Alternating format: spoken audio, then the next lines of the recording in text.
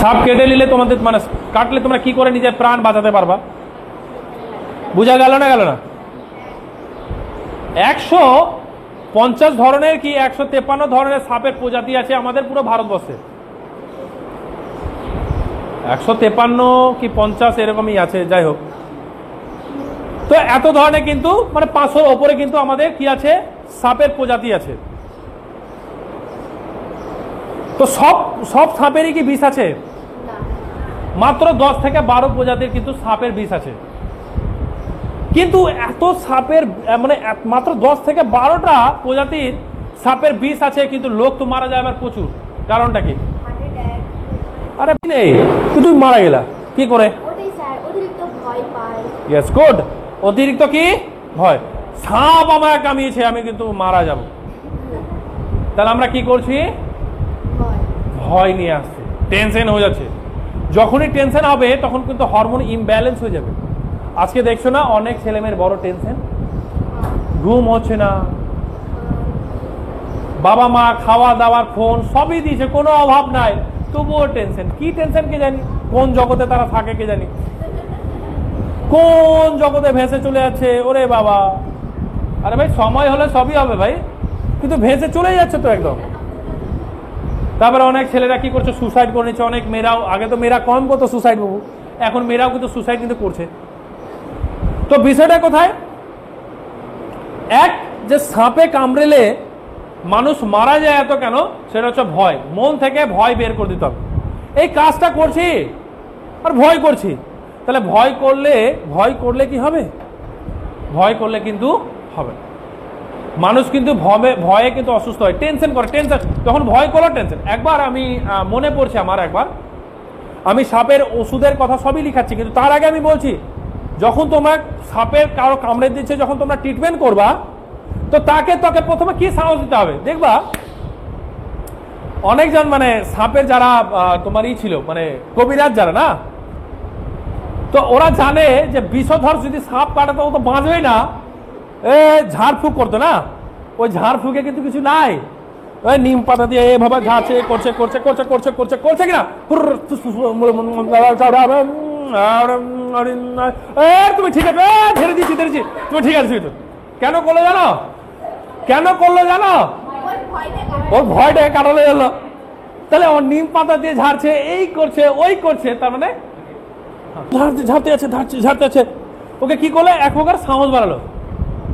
কিন্তু দুটো মানুষ, ধরো নাও এই মামুনিকে কেটেছে, এই মামুনিকে কেটেছে, তো এই মামুনিকে বিষধর সাপ কেটেছে যার বিষ আছে একদম পুরো নিচে, আর এই মামুনিকে যার বিষ নাই। তো দুজনে ঘুমিয়ে আছে, ঝাড় দিচ্ছে না, তো বলছে আমি বিষ নামিয়ে দিলাম। এই মামুনি পরে এসেছে, এই মামুনি আগে এসেছে, ঠিক? ওকে সাপ আগে কামড়েছে, তো বিষধর কাটেনি, ও বিষধর কেটেছে, এ আগে এসছে। আসার পরে ঝাড়ফুঁক করছে। এই যখন আসলো, এর কিন্তু বিশাল ভাবে বিষধর সাপ কেটেছে। হ্যাঁ, ওই কিন্তু বাঁচবে না, হসপিটালে গিয়েও বাঁচবে না, কিন্তু বুঝা গেল না গেল না? ঠিক, ওকেও কিন্তু ঝাড়ফুঁক করবে। পরে কি বলবে? আপনারা নিয়ে আসতে না লেট করে দিলেন, ও যেন ও মারা, সরি। বুঝা গেল না গেল না? কিন্তু একে তো বিষধর সাপ কাটেনি, একে সাহস বাড়াচ্ছে, তোমার কিছু নেই, ঠিক ঠিক আছে। ও ভাবছে আমি ঠিক হয়ে গেলাম। তার হরমোন কিভাবে হচ্ছে? হরমোন কিন্তু সেইভাবে রিলিজ হচ্ছে। বুঝা গেল? আমাদের বডির খেলা তো হরমোনেরই না বাবু। হরমোন ছাড়া খেলা কি আছে ভাই? হরমোন ছাড়া তো খেলা নাই। তাহলে হরমোনেরই আমাদের খেলা। তাহলে ওকে সাহস দিল, তাহলে ও তো বেঁচে গেল। ও মারা গেল কেন? ভাই ওকে বিষধর সাপ কেটেছিল। তো মেন প্রশ্নটা এটাই হচ্ছে বাবু, যে আমাদের বললাম না যে মাত্র 10 থেকে 12 জাতের প্রজাতির হচ্ছে বিষ আছে সাপের, কিন্তু বেশিরভাগ নাই, কিন্তু মারা যায় মানুষ টেনশনের কারণে। তাহলে ও ওঝাটা কি করে? ও সাহস বাড়ায় তুমি যেন তারা চোখ বন্ধ না করো আর টেনশনে যেন মারা না যাও। সেরকম ভাবে আমেরিকাতে ভালো করে বুঝো একবার, এই কথাগুলো কেন বুঝাচ্ছি জানো? তোমাদের যদি ভয়ে প্যানিকে মানুষ মারা যায়, প্যানিকে মানুষ কিন্তু মারা যায়, কিছু হোক না হোক। তো একবার আমেরিকাতে আমার মনে পড়ছে, ঠিক আমি এখনো ঠিক তো একজনের ফাঁসি হয়েছে, একটা ছেলের ফাঁসি হয়েছে। তো যখন ফাঁসি ঘোষণা করেছে তো বৈজ্ঞানিকরা সার্ভে করবে, মানে রিসার্চ করছে। তো জেলে গেল, তো বলছে কালকে সকালে তো তোমার ফাঁসি আছে, তো গলাতে দড়ি লাগবে, টানবে, তুমি লটকাবা, 30 মিনিট পর তুমি মারা যাবা। আর তুমি যদি 2-3 মিনিটের মধ্যে যদি মারা যাও তো কোনটা চাও? তুমি আধা ঘন্টা ধরে ধরে কি মারা যাবা, নাকি 30 মিনিটে মারা যাবা? সরি 3 মিনিটে মারা যাবা।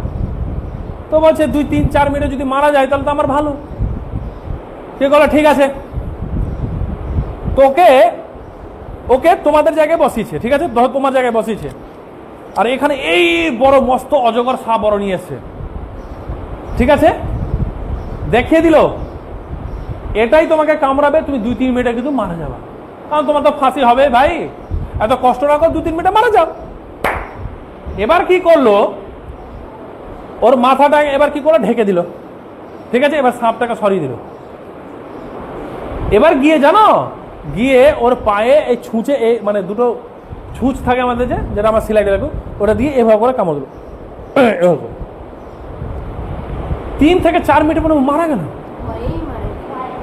ঠিক, ও মারা গেল। ওকে যখন পোস্টমর্টম করছে দেখছে পুরো শরীরে বিষ হয়ে গেছে। বিষ, সাপের বিষ আছে তো আমাদের বিষ নেই, সাপের বিষ আছে তো আমাদের বিষ নেই।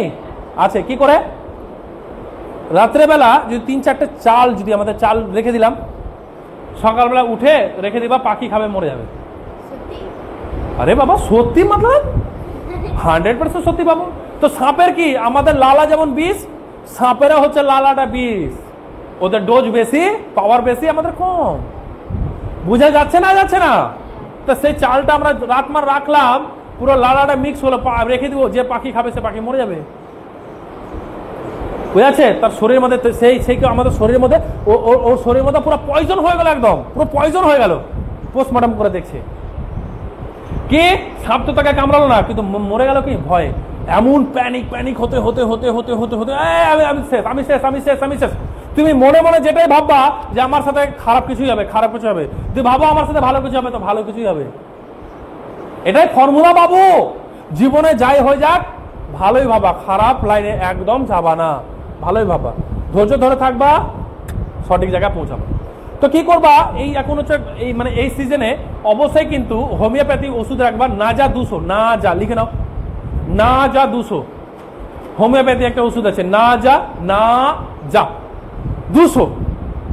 এটা কি করবা, 10 মিনিট অন্তর অন্তর জিভে 2 ফোঁটা করে দিবা। 10 মিনিট অন্তর অন্তর জিভে 2 ফোঁটা করে দিবা। বোঝা যাচ্ছে না, যাচ্ছে না, গেছে? এবার কি হবে, ওকে কিন্তু যাকে সাপে কামড়াবে তার জন্য বলা, হ্যাঁ বাড়িতে কিন্তু রাখবা, কারণ কখন কার দরকার পড়ে না পড়ে, তোমাদের গ্রামেরই যদি কারো হয় তো সেই ওষুধটা থাকলে প্রাণ তো বাঁচাতে পারবা, তাই না? কি করবা, যে জল একদম পান করতে দিবা না যতক্ষণ পর্যন্ত ওষুধটা চলবে। 10 মিনিট পর পর ওকে কোনো খাবার খেতে দিবা না, জল পর্যন্ত পান করতে দিবা না, কোনো কিছু চলবে না।